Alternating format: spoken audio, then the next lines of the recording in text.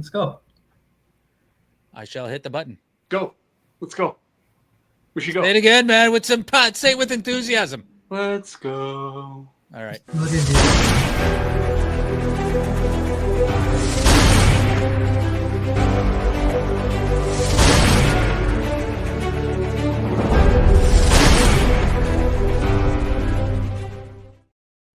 And we are back for episode 62 of the Six Nutz Podcast. Welcome back, everybody. After a week off, we are back with a vengeance. I'm your host, Dave, joined as always by my co-conspirators in crime, Jordan Angus, don't forget the G, and Paul Bourgon. Don't forget the G. Don't forget the G, not Bourgeon. Do you get that mispronounced a lot, Paul? Like Paul Bourgeon? Do you get Bourgeon? Bougar? Bourgon? Nope, never happens. Never. Yeah, never. My whole life. My entire life. Yeah. Well, we got a great show, man. A banger. We got Bits That Bite coming up a little bit later on, where we will present a bit we've written but never performed on stage, and we'll see if they really bite or if it is legit stage worthy. We're going to do in a second, Hold My Beer. Do you want to do that now, or do you want to? Yeah, let's do that now. Yeah. Let's get right to it, man. Right Let's to get business. right to beer. Yeah, we'll get right to business. We'll do a 20-minute show and we'll be gone. Here we go. Hold My Beer. You're watching Six Nutz Podcast, and this is how I hold my beer.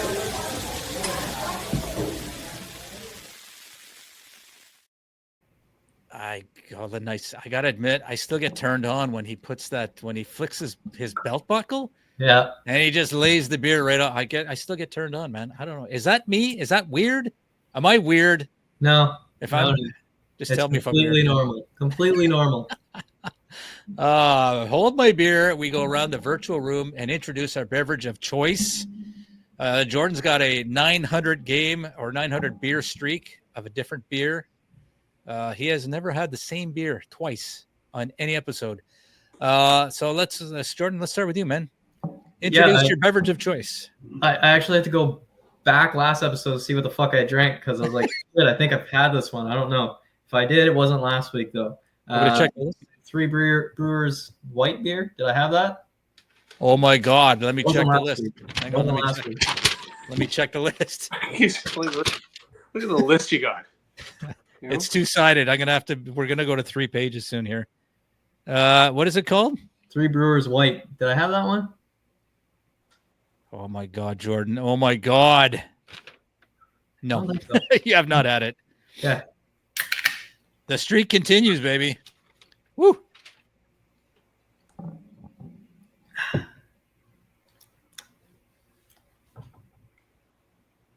That's a 7. That's not bad.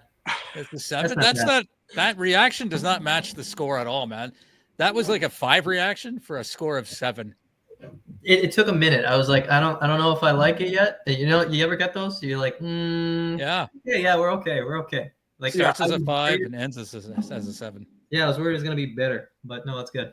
Nice. All right. So and you talk about your shirt, man. I don't know if anybody could notice. It's a Coors Light shirt. That's right. The only thing I bring to this podcast is my beer choices, so I had to represent with the Hawaiian Coors Light shirt. I love it, man. Not sponsored by Coors Light, so It's funny. I almost wore a wine shirt today. I grabbed it, but then I was like, no, don't make fun of me. Not Here at all, it is. man. Yeah. Not at all. If you want to change, go ahead and change, man. Okay, Do that yeah. right now. Okay. Give me 10 minutes. Yeah, do it on camera though. Do it on Yeah, camera. exactly. All right. So that was a nice choice of beer there, Jordan. So the streak continues. Paul, do you want to go next or do you want me to go next? Well, I mean, I could go next. I'm pretty sure I might have done this before. Cocoa rum. Oh, hang on. Let me check the list. I don't think you have. Cocoa rum. I don't remember typing that. No, I don't think you've had that one. Look at No, that. you have not had it.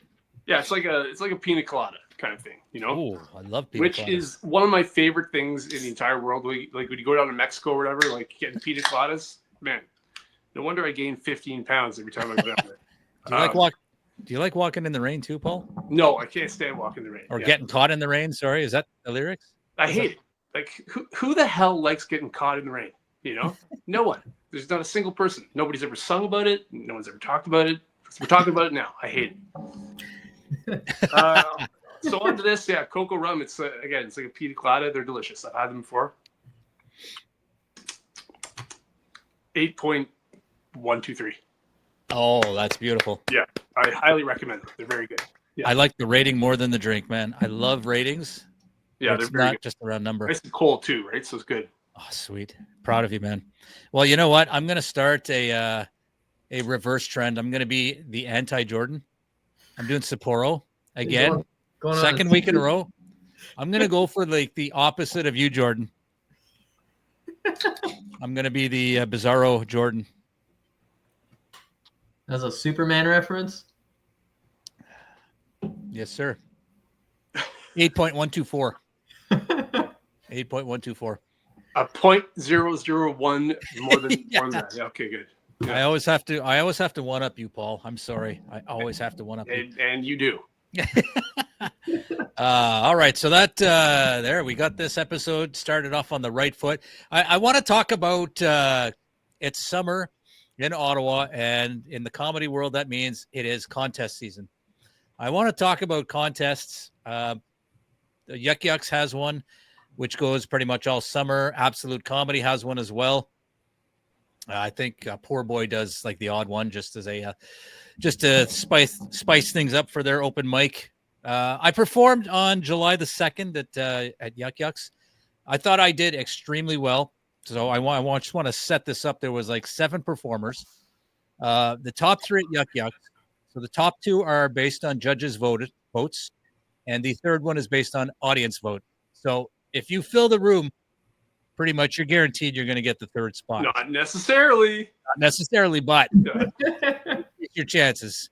I did not make the cut.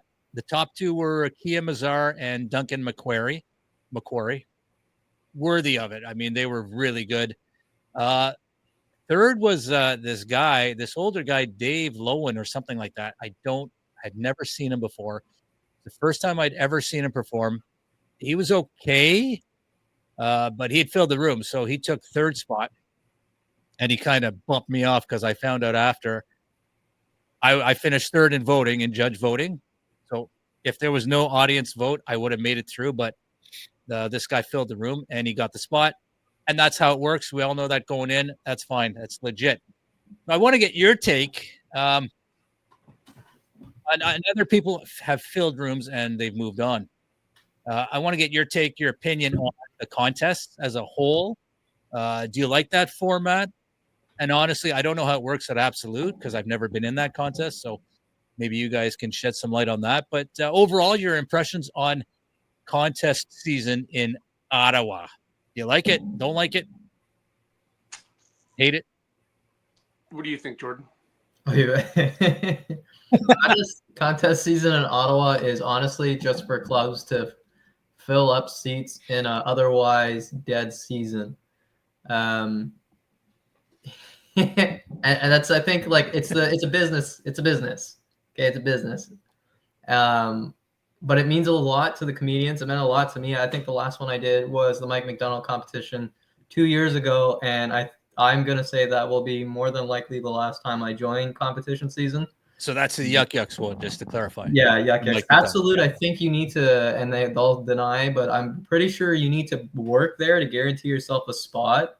It usually ends up being the same comedians every year, and it's always, you'll see they have the staff members who work there who are usually guaranteed a spot. In terms of stacking the crowd, I think that's warranted if you can bring the people. I know when I went, the only time I had was 1 week I was available, and I got the audience vote. But everybody who I had tried to get in to basically fill the room didn't get in because it was sold out. Oh shit! The venue was sold out, so I only had Monica, her dad, and my mother in the entire audience, and it was packed. And for that specifically, I would say if you get the audience vote and there's nobody there that you really know and you win the audience vote, sometimes I would say that's bigger than the judge vote. Absolutely. third because I don't know these people, and I convinced them that I was the best comic that night, unless they picked one of the first two, which it can happen. But to me, that was a privilege and an honor to do that. And the reason I want to be in that competition is it's named after my favorite comedian. So I had to participate in it once. Otherwise, I think it's great for amateur comedians who are just starting off in the scene. If you're able to win it, you get a couple spots throughout the year. Adds a little bit of recognition. But for those of you who don't get in or don't win or what have you, just remember it is the club's business way of getting seats to fill. So it doesn't change your trajectory or your destiny of what you're going to become as a comedian. That's on you. That's not on if you're good at competitions and stuff like that. That means nothing. But does it change the perception in the community of you if you, let's say you win one night, you move through, and you get your picture in social media, blah, blah, blah. You're one of the top three. Does it change the perception of you in the community, do you guys think? I think for a brief period, maybe. It's if you watch sports, you'll have like Jeremy Lin Sanity, okay? Jeremy Lin was an amazing basketball player for a very brief period of time. Yeah. I think for the comedians in the community, if they don't already respect you and they need a competition to respect you, I think then they're probably not paying attention or they have their own feelings. Yeah. I don't think that should be what determines respect amongst your peers. I think it's nice, it's gratifying, and if you're looking for that validation, then absolutely it can be mentally beneficial for you. But again, I don't think you need everybody to kind of praise you. I think if you were planning on doing this, I'm going to use Janelle Niles, for example. I don't know if she's ever won any of the competitions, but she's doing quite well on her own without those kind of things and without necessarily getting all her peers respect. I think without saying anything too much on here, people have a certain opinion, but it doesn't stop Janelle from doing what she's doing. And I think that's what a lot of comedians forget. You can't rely on other people to feel how they are about you and use that. You need to just rely on yourself, use your own confidence and your own plans and put that in motion. I don't think you need that kind of validation. What about you, Paul? Have you ever been in the Yuck Yucks one, Paul? You've been in the Absolute a couple times. The Absolute last year. I'm in this year. And I mean, it's hard to say, right? Like, you know, as for the fact that it's a summer thing and you know, they kind of want to get people in the door or whatever. I mean, sure. I would do the exact same thing if I owned you know, a business that you know could profit from that sort of thing. You know what I mean? I'd be coming up with ideas, or whatever. But I honestly I don't care about the respect issue, the you know, like whether or not it you know verifies me as a comedian or not, whether I win or not. You know, I'm flattered that they put me in, but it's funny. It sounds like I'm just sort of, you know, playing face by saying this, but I really don't care if I move on or not. You know, like just for the reason that it doesn't change, like Jordan, what you said. It doesn't change my mentality or my trajectory or anything like that. So. Yep. Like you know, really, all I can say is like I'm flattered that they put me in, you know, and if you're being judged by comedians as to whether or not you're funny, you know, right there, I kind of like go, okay, you know, because like, you know, I mean, like you like pepperoni pizza, I like meat lovers, you know, it's like, you know what I mean, it's that kind of thing. So Yep. Yeah, I mean, I'm gonna go. I'm gonna have fun with it, and you know, I'm definitely gonna try to make sure I follow the format, you know, the way that they want. But again, you know, it doesn't really. It should, you know, I feel like it should affect, like it should be a concern. It should be important whether I move on or not. you know, but it's a spot, you know, it's stage time, it's whatever kind of thing. So I'm looking forward to it because it's a show, but again, you know, whatever happens, and you know, there's a lot of funny people out there, and you know, what can I say?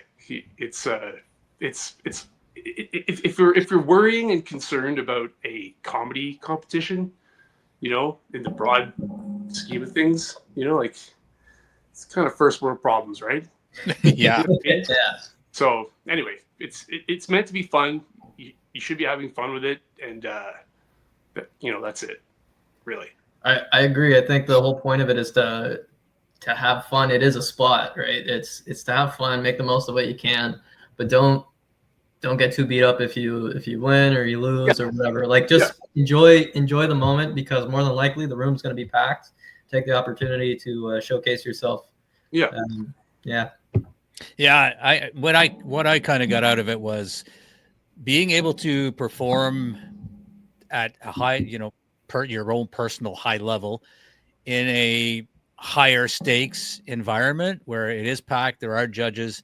The other comedians are a little bit more nervous than they would be for just a regular show. So the stakes are a little bit higher, and you can kind of feel the tension in the room. So being able to perform and be successful in that kind of environment is kind of like a personal win, you know, like whether you move on or not, it's like, yeah, hey, I was able to go and perform at, you know, my highest quote unquote level. Whether I win or not, it doesn't matter. Winning's great, but if you don't, at least you leave knowing, you know what, I can perform under a high pressure environment, so to speak. Yeah.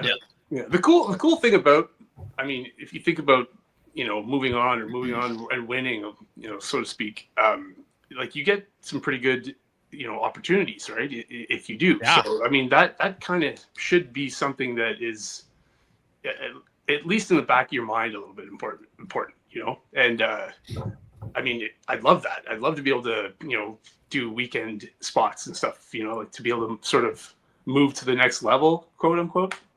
But, you know, whether it happens in that sense or it happens like, you know, later on down the road kind of thing, like I'm in no kind of hurry to get to where I should be or want to be. Do you get what I'm trying to say? Yeah, I'm not trying to 100%. You're following your own timeline and not you're not rushing it. That's a great point, because I find especially newer comics, they come in and they're trying to get as many spots as they can, which is great because you're practicing your craft. But then like when a year goes by and they haven't, let's say, headlined anywhere or gotten a hosting spot anywhere, they take it personally. Yeah. And they're like, well, what the hell? And it's just I can give you a good comparison to it. It's sort of like, you know, martial arts, right? Yeah. Like you like if you're like in a hurry to get a black belt, right?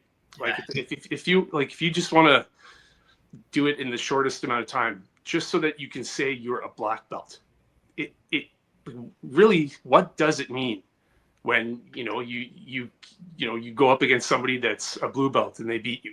Let's say if you're grappling or whatever. So like you shouldn't be in any rush in that sense to be to excel or to move on or to be called a higher belt or a professional or an expert, so to speak. It's the kind of thing that the time it takes is the time it takes. And when you get a black belt tied around your waist, you're kind of like, you're at that point, you're like, okay, it starts. You're not okay. I've mastered this. Now I'm a comedian. Now I'm a black belt. Now I'm whatever. It's like it's something that should take the appropriate amount of time, and you should not be rushing through it. It should happen organically, kind of thing. You know what I mean? Yep. And it's I think it's an important thing to keep in mind that whether you after a year of doing comedy, you start to say like, oh, I'm not getting paid for shows or whatever. Like, geez, man, like really? After just a year? Like, come on, man. You're like, a lot of times when I have, you know, a weekend gig, or I get a paid gig or whatever, I'm even still like, what are we, 5 years now into this, and I'm still like, holy jeez, you know, like, and I kind of almost think, is it happening too fast, or you know, like, because I still have so friggin' much to learn, you know what I mean? It's the same adage as a black belt is a white belt that never quit, right? You guys have heard that before? I've never heard it, but yeah, it makes sense. It's true. It really is true, right? Like, you know, it's like the more you know you don't know, you know? Yeah. It kind of applies to this sort of job that we're doing or whatever, you know? And I'm in no rush. I'm in no hurry. I'm in no I'm not under any kind of mentality that if I'm being judged, you know, by someone somewhere in the comedy aspect, that it's going to affect my, like, oh, they said that I wasn't good at this, or they said that this joke wasn't funny. Cool, you know, appreciate the feedback, you know. So let me ask you, do you get feedback at the Absolute? Yeah. Because you don't get feedback at the Yuck Yucks. You don't hear anything of how you did or why you ended up where you did. So what kind of like, how does it work? Are you on stage and they're giving you feedback while you're up there? No. Like, how does that work? It's after. So like they sit down after and they talk to like all the ones that went up. I think whether you move on or not, and they just kind of give you, you know, the rundown of why you and got the why you ended where you ended, you know. Oh, that's good, actually. Yeah, that's good. it is. And again, I'm not saying that like any kind of criticism is taken, you know, negatively in my opinion, because there are a few things that I've been told over the years that I like that have sunk in and that I remember and stick with me.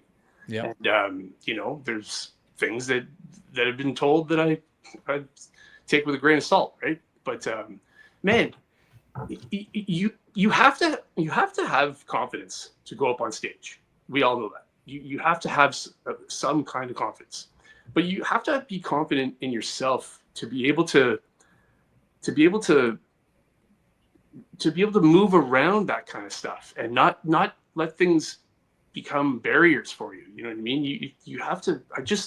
Again, I'm not a professional in it, but just from what I'm learning and what I'm gathering is that, you know, you have to be you have to sort of have a wise approach to this sort of thing, and you can't be affected, and you can't be triggered, and you can't be, you know, you can't be like stifled by what people say, especially in this, you know, because again, not everybody's going to think you're funny, not everybody's going to laugh at your jokes, and if that happens, God knows it's happened to me. Like, you know, you can't get off stage and be like, okay, I suck. You know, how many times have we all done shows where we're like, geez, like, I'm just not, you know, I'm not in the groove lately here. I'm not things are. Every time I go to Meow, man, I'm like, I am the worst comedian on the planet. Of course, though, but like with that, you gotta expect that going in. You know, you gotta expect that. Okay, this is going to be a doozy, right? But you have to be able to have fun with it, and like those are really good teaching moments for people in this industry, because, you know, just feel what it's like to say something that you think is funny and get no reaction. You know what I mean? When you're, it's like, you know, learning techniques, you know, learning how to escape a certain hold, you know, and then, you know, like you're rusty doing it, but then like when you're on the street and you actually have to apply it, it comes down to practice, and it comes down to repetition, and it comes down to doing things. It's sort of like that 10,000 hours of practice kind of, you know, mentality that like, you know, we have been doing this long enough to be expecting, to be demanding, to be, you know, like pissed off if things don't go the way, you know, we want. We definitely have to flow with what we're doing.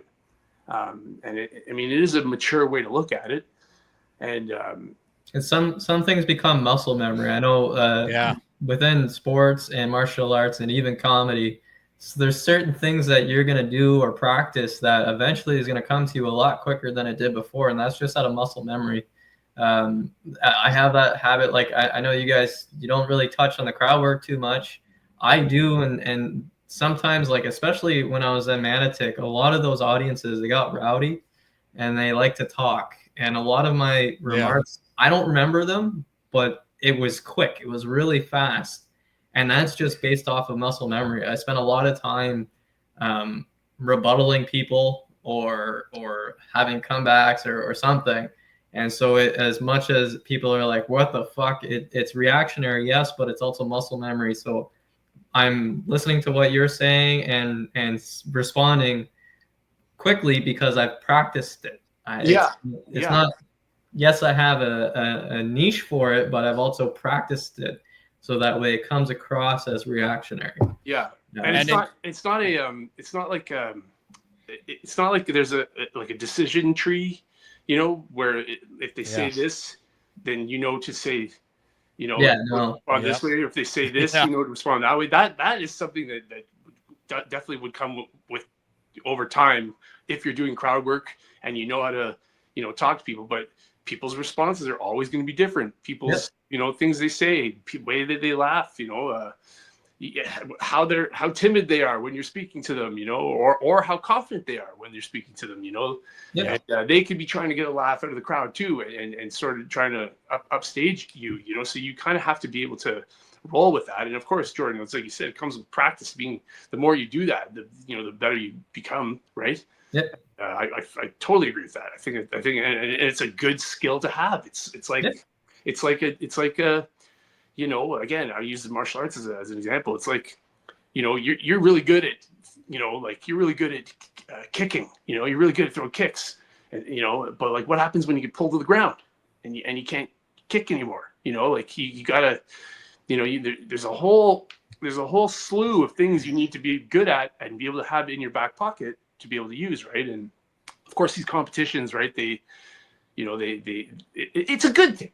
Like you got to admit, it is a good thing for the comics, right? For the comics, yes. Yeah, for the comics. It definitely is. But I mean, again, I strongly believe that it's not something that should affect you in any way. Whether or not you win or lose, whether or not you're. I mean, if you win, you shouldn't think, okay, winner. You know what I mean? I have arrived. Yeah, exactly. You absolutely shouldn't. If anything, it should humble you.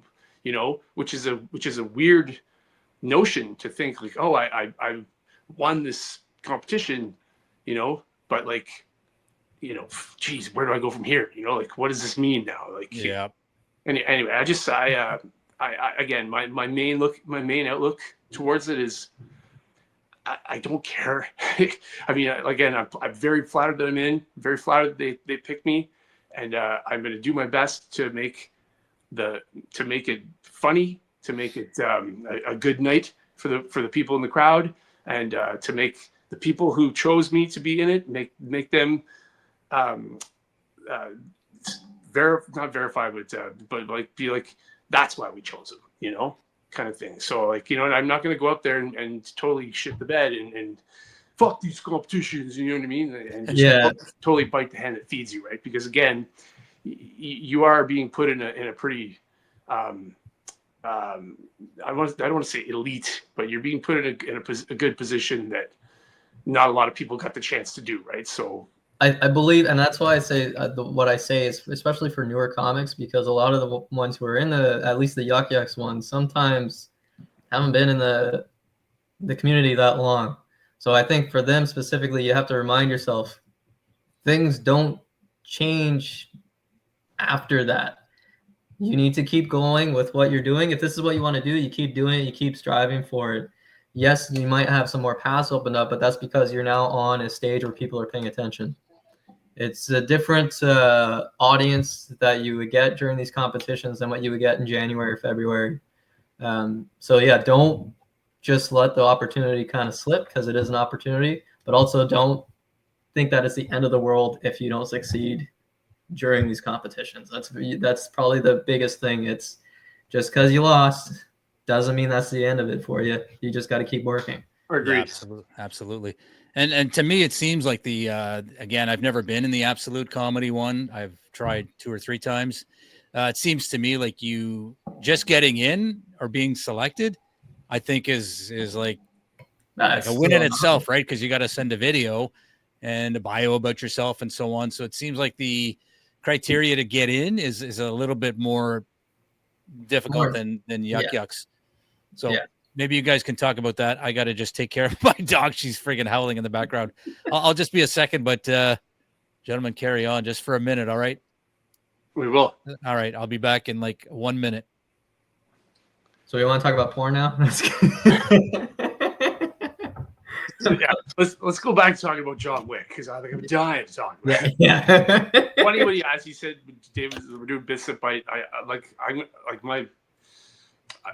The stuff that I've written down like recently is in my room, so I'm gonna have to go and get that when it comes time to do that. But like, it's funny now how many times I write things down, man, Jordan. Where I'm like, can't wait to tell Jordan to take this. Like, it's one of the factors that makes me, oh, geez, here we go. You hear that? Yeah. Yeah. Pukey McGee. Oh. All right, I'm back. Sorry about that, guys. Yeah. Yeah. But yeah. So it's Dave, I was saying about like doing bits that bite, like the amount of times I write down jokes or I'll think of something and then I'll be like, would David Jordan like that? I think they'll think that's funny. So, not even necessarily for bits that bite, just I want to write it down and tell them that. So nice. Well, if we're the audience, man, that's flattering, man. I'm like, yeah. Well, you guys are really some of the few people that laugh at the things I say. So it's, yeah. You know what? I'm disappointed, or actually, I'm bordering on pissed off whenever I see you do a set, Paul, and you don't do the Flintstones joke. I leave. I'm offended. I'm like, I know. Why didn't he do that? Like, I know. What the hell? You and know? So many I think that's the joke that has had the most, I'd say, negative feedback from people. Like, man, you got to ditch that. Are you serious? Oh yeah, they're like, you got to ditch that one. What? And I'm like, who the hell would tell you to do that, man? I want to fight them right now. People. I've had a bunch of people. A few people be like that. Like, what? I just don't get it. And I'm like, I'm gonna keep doing it. Like, I'm gonna keep doing it. Like, I've never stopped doing it. Yeah. That's how many people? How many people? Like roughly 5, 10, 20? I'd say probably almost 10 people have told you to stop doing that joke. Yeah. They've said they don't get it, or it's not funny, or that I should ditch it, or whatever. Like, are these other comedians, or are these people just audience? These are just like, I've had comedians say it, and people stop, Court. And I've had people in like just like random like people and like buddies who've come out to shows or whatever. You know, it's like, doing it. Not gonna stop. Yeah, not gonna stop. Gonna keep doing it. Yeah. I don't get it, man. See, I got the United Nations one where I sit my parents down. Like, I have enough people that come out all the time to my fucking shows, and then when I don't do that one, they get upset. Really? Yeah, and I'm like, come on, I got other stuff that I'm working on or I'm trying. I have other. You're like, yeah, but that one's funny, and I'm like, but you've heard it like fucking 1,000 times now. Like, come on. Oh my god. I want to drop it, but I can't. Yeah, I honestly, it's like you, when someone says you gotta drop it, it's like, okay, well then, don't come to my shows. Or why? Why would another comedian tell you to drop it? Like, have you ever gone to a comedian and said you need to ditch that joke? Like, I would like to. Yeah, of course, but you never do, right? No. That's their material. They'll do whatever they want. Like, that's bizarre, man. There's actually, it's not you guys, and I'm not going to mention them, but there's one comedian that when I have to watch them perform, I know they're going to do the bit, and I have to like brace myself because I find it like nails on a chalkboard. Really? And I'm like, I wish they would stop fucking doing it. No, it's not. If it's one of us, you got to tell us, man. I would tell you. I'd be like, Dave, like, fuck, man. if I gotta hear about the fucking Lebanese airport, The Lebanese. Oh, you know what? Funny story. Like, remember when I got the drink thrown at me at the mill? yeah, But because I was saying praise Allah, yeah. I told my dad that, and he got white as a sheet and got really scared. Like, he said, "Don't ever do that one again. Like, never do Lebanese stuff again. You're gonna get killed." Or like, he was genuinely scared out of his mind, man. Like, holy shit, you're watching too much Fox News or something. Yeah, yeah. Jesus Christ, I'm not gonna get killed. Dave, I mean, head you. if you do it in Syria, yeah, maybe Yeah, of don't, course. you know. Yeah. But like, I don't have any dates in Syria right now, but yeah, just for laughs, Syria edition. Yeah. my Syrian tour got canceled. You guys are way too serious. You'll have to tell us off the air, Jordan, who that is, because now that you've said that, it's killing me to know who that is. Yeah, man. no problem. You have to tell us. It's Oh, me. man. It's me. Every time I have to do the fucking.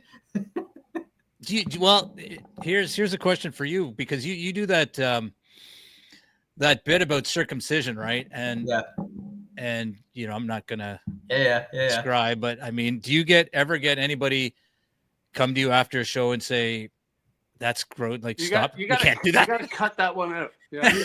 You gotta cut that one off, man. The Cut that one funniest thing, short.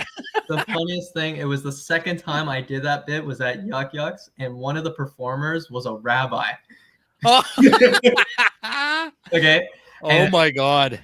he performed before I did, and that's how I knew he was a rabbi, because he referenced it, and I had that in my set, and I looked at him with the joke, and I'm like, do I? Don't I? Fuck it. And I went and I did it.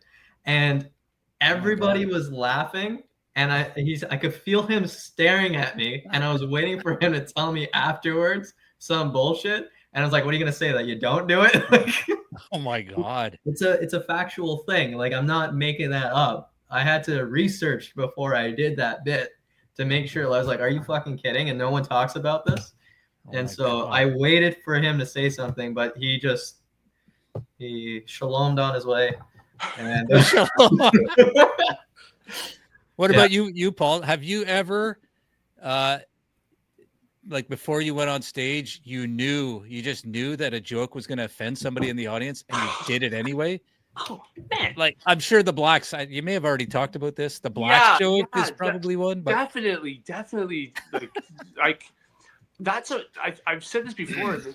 That's a I think like a good thing and a bad thing that I do is I like watch the crowd as they're coming in and gauge how I'm going to tell what jokes, like what wording I'm going to use. You know what I mean? And or like, do I need to soften my way into that, or can I just go right, you know, like balls to the walls with it, right? But I mean, I typically, I don't think I have that many like really offensive, you know, jokes other than the Flintstones one that you've been told to stop. Yeah, like, you know, like sorry for all you people from Bedrock. If I'm offending you, know exactly. I mean? Yeah, like, yeah. Excuse me, but yeah, like, yeah. I mean, I do kind of try. I like last minute tailor what I'm going to say, and that could really screw you over, right? Like that's what made me bomb that time on December 21st, 2021. Oh my God. Wow. It's like ingrained in your mind. But that, you know, because I was watching the people coming in and seeing the people who were in the front row, and I totally kind of like try to change my set sort of last minute. Yep. And you know what I mean? It can screw you over, but it can also be, you know, seen as know your crowd, right? You know, like know who you're performing for, and know, you know, like what you know, when you tell your first joke, you should be gauging the rest of your set by that, you know, like. Yep. The thing is, like, having like non sequitur kind of like random, you know, jokes. Yeah. It's difficult to gauge in that sense, but you know, again, I've said this before, I'll say it again. when I hear like 2 or 3 people or whatever, like I hear someone in the crowd after a joke like burst out laughing, like that, like they're not laughing just because I told the joke. They're laughing because they can't hold in. It's a burst of laughter. Yep. I turn and sort of do the rest of my set like pointing in that direction, so they like my voice is going in that area because I'm like they think it's funny, and the key is the way I look at it, like I know I'm not getting this explosion after every joke, which I've had a few times, which is the best thing in the world, but all I need to do is fill a room with those people, exactly. Like, that's it. If I can get a bunch of people with that kind of personality, like it'll be way more rewarding as a comedian, to be able to tell my jokes. Have either of you made somebody walk out yet? I don't know. The Lebanese guy. Like, oh, yeah, I know the Lebanese guy. He not only walked out, he walked up and then out. Yeah, he was escorted he out. did, yes. He left via the stage, like. Yeah, he had to be escorted in the process. Walk out because of what we were something saying. You said, yeah. I've had people walk out, but I don't think it was because of what I was saying. It was like an open mic, and they just had had to go. Yeah, I don't know. Like, how would you know? Like, how would I know if it was something I said? Unless I think some people are a little bit more vocal about it. Yeah. Yeah, well, if in terms of vocal, it's just the one Lebanese guy. When I praised Allah once too often, yeah, he decided his drink looked better on me than in his belly. So, but other than that, yeah, I don't know. What about you, Paul? I mean, I can't recall it. I mean, I have seen people get up and leave, like whether it's during, before, or after. But I mean, I can't like pinpoint a certain time where I've been like, where I've been like, they're leaving because of what I just said. I don't think it's ever happened. Yeah. Again, like the things I say, like, like, yeah, I really like very, very much try to make sure that I don't hurt anyone's feelings or offend anyone.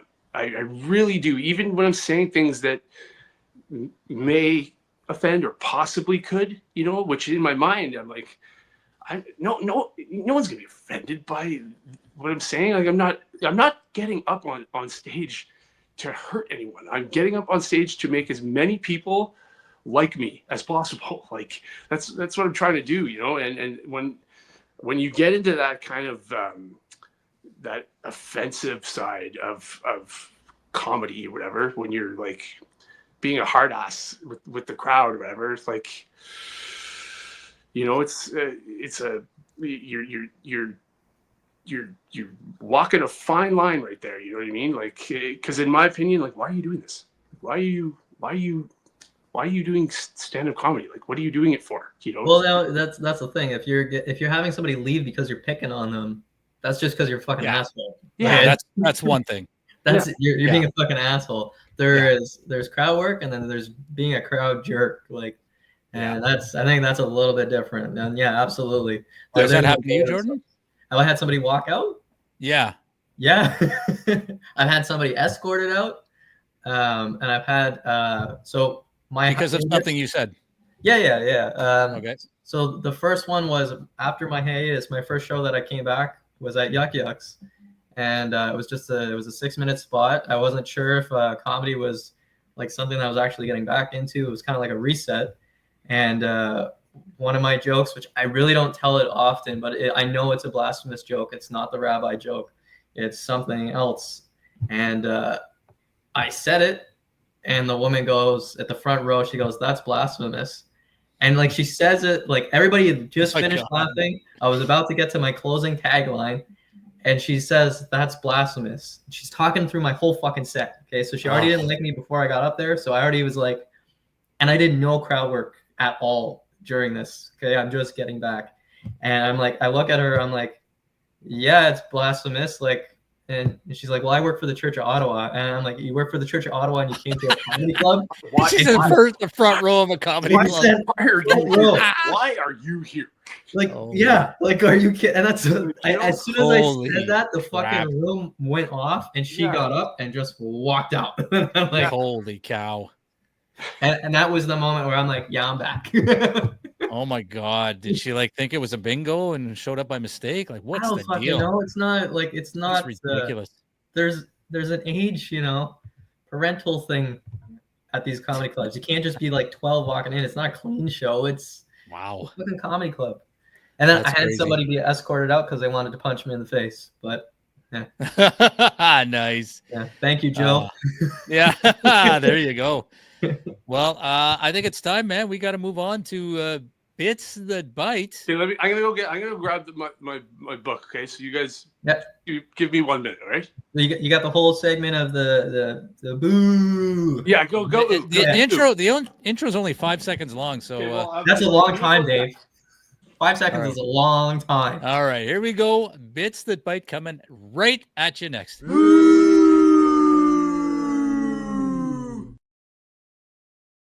All That right. was an extremely long time. Lots of pleasure could be had in those 5 seconds. We're installing, as you can tell. 2 seconds. Bits That Bite. So I think this is personally one of my favorite segments. We should have one day have a discussion about what is our favorite segment. We know that Paul hates the marbles, but that one is dead. Bits That Bite is a segment where we go around the virtual room and we each introduce a joke or a short bit, unless you're Pete Toms, and that's a long bit. A lot of callbacks. Pete, we love you, Pete. We love you, Pete. But we will. It's got to be one we've never performed on stage, and we will. Well, we don't always give feedback unless it's good feedback. But yeah, let's do it, man. So let's start with. You know what? I'll start this one. I always throw it to you guys, so I'll start this one. So yeah, I've been wanting to revive a bit about sports interviews. I wrote this ages ago, and just for some reason, and have you guys ever done this where you write a bunch of stuff and it's really good, but then for some reason, I just abandon all of it. I don't know why. And then I just revisited it recently, and it's like, As Paul brings out his. why did I drop this stuff in the first place? Anyway, so I've always loved watching sports, but I hate like the cliched answers that it's always driven me nuts. So I wrote a bit about it, and I'm not going to do the whole bit because I'm not Pete Toms. Oh, I'm sorry. Again, that was a uncalled for joke. He doesn't watch this. So the whole concept is, they give dumb cliches, and I'll just pick one out that I'm going to do. So I basically say just one time I'd like honest answers from players. So instead of saying, yeah, we tried our best, I want someone to say, yeah, I sucked out there. Like last night, I got shit-faced and partied with the Swedish women's volleyball team. I tried to get some sleep, but some monkey kept jumping on the bed. And there should be a rule that every time an athlete uses a dumb cliche, they have to follow it with a true statement. And I've got about 5 of them. I'll only do one. I'll do my favorite one.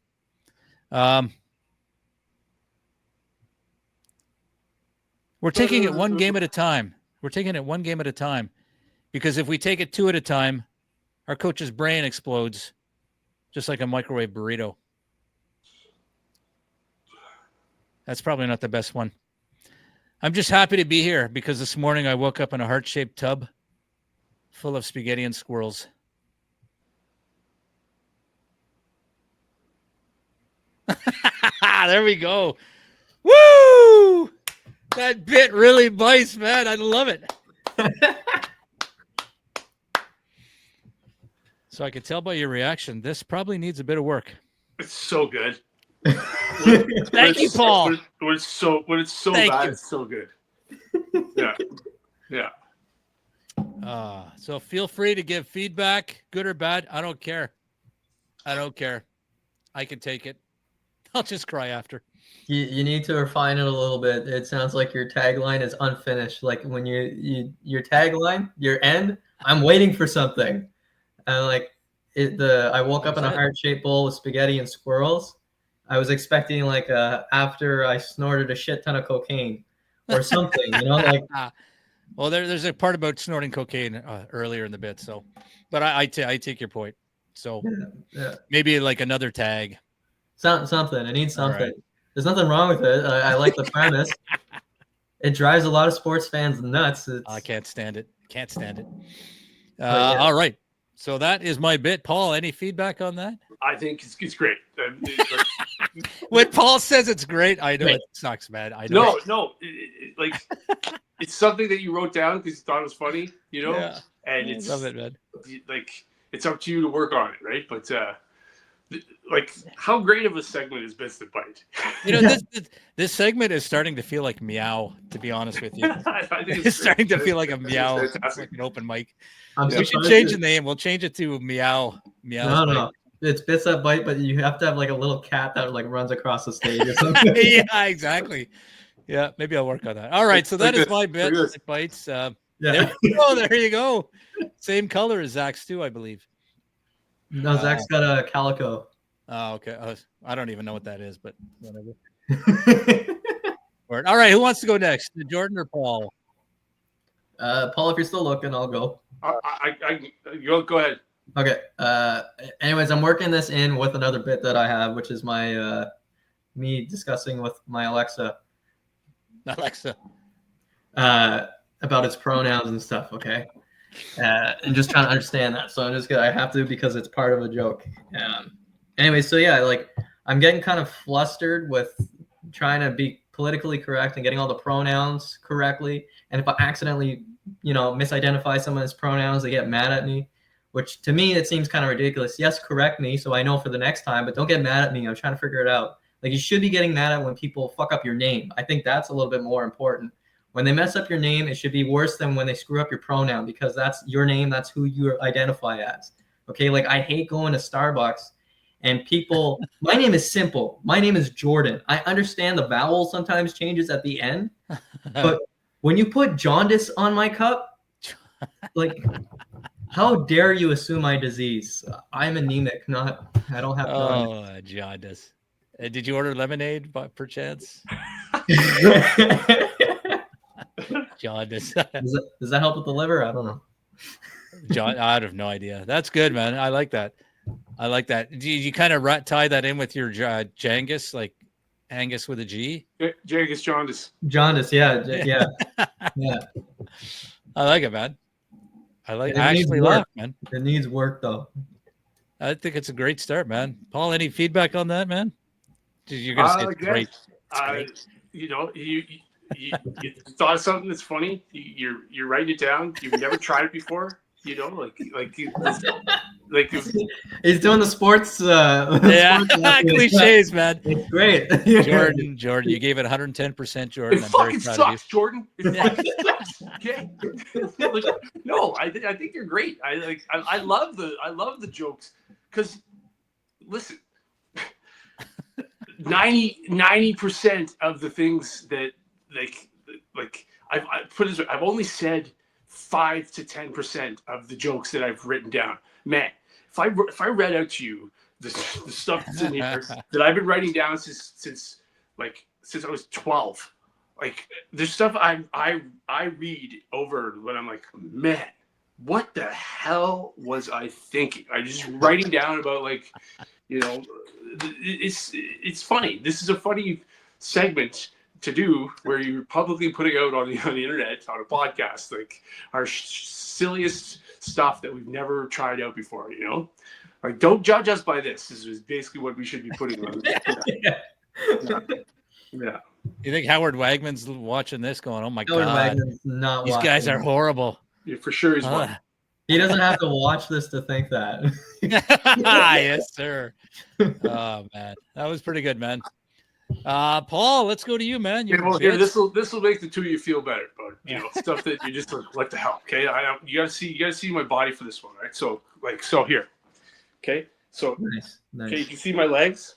Yeah. Yeah. Okay, so I want to get JA tattooed here, and then PA tattooed there, and so that when people ask me about the tattoo, I put my legs together and go, see if they get it. You know, Yeah. Japanese. Yeah, Is that your bit? that's the bit. Yeah. Like, So how would you do that on stage? Would you do it exactly? I would point to my niece where it's say I'm going to get JA tattooed on this one and then PA tattooed on that one, so that I can, when I put my legs together, I'm Japanese. You know, like, so stupid. Jordan and Dave are gonna love this. Yeah. Would you, if you're on stage doing that, would you say, I want to get a tattoo with JA on this knee and PA on that one? Yeah, and just leave it at that, or I would do it in order of where the crowd is reading it, right? So I would point to my right leg first, and then my left one. And again, it's a bit that bites because I've never done it before. I've never said it, but it's very silly, and it's just Japanese. These Japanese. Like, I wondered if anybody in the world has ever done that. You know, like that's what Japanese. Yeah, you should do it at like the National Paraplegic annual meeting. I kill at the National Paraplegic Comedy. You would, man. Yeah. Do it at the Paralympic opening ceremonies. The other bit the bit that bites or whatever that I had is too long, but it's about like, Jordan, you have a cat. Okay, what's the cat's name? Which one? I got Busty and Bella. Busty and what? Bella. Bella. Do you ever call them by different names? Yeah. Okay. Yeah, I can imagine. So I was watching Rambo the other day, right? Yeah. And there's a scene in Rambo, the Rambo 4, right? Okay, the one where he was, it was like 2003. You remember? He was 62 when he filmed it, right? The good one, that one. And there's a scene in the movie where he's taking these doctors down the river, and they're going to a village to bring medicine to the sick, and Rambo's like, it's dangerous, like, I'm not taking you. And finally, whatever, he ends up taking them, and these pirates, these like Burmese pirates come and stop them at night, and they're like, one of the pirates like flashes his light on one of the ladies doctors, and he's like, Mujebo, Mujebo, and the caption for what Mujebo means is that a woman? And so, like, I just looked down at my cat. And I'm like, Mujebo. So like, for like the next 6 months straight, I was calling Gort Mujebo. Like, I'd come into the house and she'd be there. I'd be like, Mujebo. You know, or like, I'd wake up in the morning and she'd be like sleeping on the couch, and I'd just be like, Mujebo. You know. And so, like, this was a while ago that I did it when I was working, and I had to get my laptop fixed, so I had to bring it down to CGI, which is like the software people that like would deal with all the issues with your laptop. And I was like, yes, the lady who's looking after it, she's like, just write down your username and password stuff, and you know, I'll call you when it's done. And I was like, yeah, okay. And I was like, because my password was Mujebo, like, I spelled out what I thought it meant, Mujebo 123, and I'm like, Mujebo means is that a woman in the Karen dialect of Burmese. And as soon as I was saying it, like, this happened. This actually did happen. As soon as I said it, I wanted to pull the fucking words back into my mouth, because the lady who was working on my computer was from Cambodia. Oh shit! The neighbor to Myanmar, right? And so, like, Jesus. Anyway, I get in my truck. It's like 10 after 9 in the morning, and I'm like a 40-year-old man, like, explaining to a woman from Cambodia why my password is that a woman, and it's about my cat. You know, like, just anyway, it would take up my entire set to do that as a joke, but just how many times I've made like Pew Pew Lemieux 1 2 3 or Bilfer's Brigade, you know, like my cat's name, the name, whatever name I give her. And so, yeah, Mujebo is, I find it funny. Oh my god. Yeah. Oh my god. So what was your bit? What was your bit? Oh, the Japanese thing. Japanese. All right. Yes, yeah, I like it. I mean, it's clever. It's a visual too. So there you go. It's an act out. Is that technically an act out? It could be. Yeah. Because I do have to like put my knees together, and like again, I don't know how to word it so that they'll get it, But like I word the joke is when they ask me about the tattoo, I put my knees together and go like this to see if they get it. And like, yep. I have to explain in Japanese. I really hope there's a Japanese guy with like yeah. Not funny at all. That's right. He's like, I thought it meant live, love, or something, That's right. Oh, too funny. All right. That ends our Bits That Bite. We got one more piece of business to take care of. And what is it? What is this called? Final thoughts. Final thoughts. You guys want to do it now? Yeah. Let's do it. Let's do it.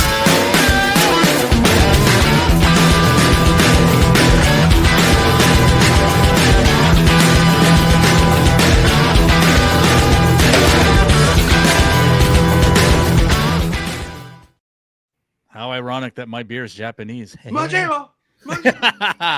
All right, episode 62, our final thoughts, man. 62 is in the books. Let's go around the room and get final thoughts from everybody. Let's start down below, right there. Let's start with Mr. Paul Bourgon. Final thoughts are, again, don't judge us by the bits that bite. They're supposed to suck. We will work on them, we promise.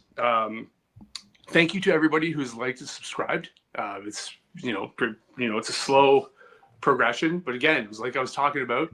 Like you can't really be like please like and subscribe like as you're doing right now. Like you want people to, but you don't want to throw it down their throats. If they like and subscribe, it's because they like it and they want to subscribe. Correct? Yep. Yeah. Absolutely, man. We want to earn them, man. Exactly. Yeah. So good for that. But as per shows coming up, we got a show tomorrow, Jordan, don't we? At Orchard. As long as Blues Fest doesn't kill our plans, absolutely. 100% will. Yep. But I'll make sure not to do my Manjabo joke there. Yes, sir. That and on the 23rd, I believe, is when I'm performing at Absolute in the competition. So that is the next sort of big show that I have coming up. So thank you to everybody who's watching, and love you too. There you go. Thank you, Paul, for those final thoughts. Jordan, let's go to you. Your final thoughts for episode 62. It's been nice to take a little bit of a break this month. I only got 3 shows for the entire month. I got Saturday, Portage Orchard, Crazy Horse on July 15th, Tuesday. It's a nice little break if you've got there is no Blues Fest on the 15th, so come out to the show in Canada. Bada boom, we got Vinny Vanilli that down. Bada boom. Bada boom, let's love it. And then I have Portage Orchard one more time this month, preparing for a little tour in August. And I also want to say our production is going up, boys. Our production's going up. We will officially be on Spotify by the end of next week. Woo! Our Instagram account is going to have stuff almost on the daily with clips of our beautiful faces. Nice. We might have some traction because we were able to get someone to work on our stuff for us. Awesome. Raul, did you talk to Raul? Is he his cousin, Pablo? Snuck in. Pablo, let's go. Still owes me 10 pesos, by the way. Pablo. It's really tough to get into Ottawa from North Carlton. Oh my God. So I'm looking forward to that. Also, a lot of my social media is going to be worked on too, not by me, but so you're going to see a lot more videos and reels and all that fun stuff. But hopefully that's big things for Six Nutz Podcast, man. It's awesome. Who knows? Awesome. Yeah, awesome. All right, thank you for that, Jordan. I will keep my final thought very short because I have a dog who has her legs are crossed right now, has to get outside. I'm the only one home right now. So with that said, thank you, everybody, for watching. Thank you, Paul. Thank you, Jordan. And thank you to everyone out there, especially you, Pablo. We love you. And we will see you all next time. Paul, good luck at your show. Well, we're going to be on before the 23rd. So we will wish you luck again. Jordan, enjoy your break. And see you all next time. Take care.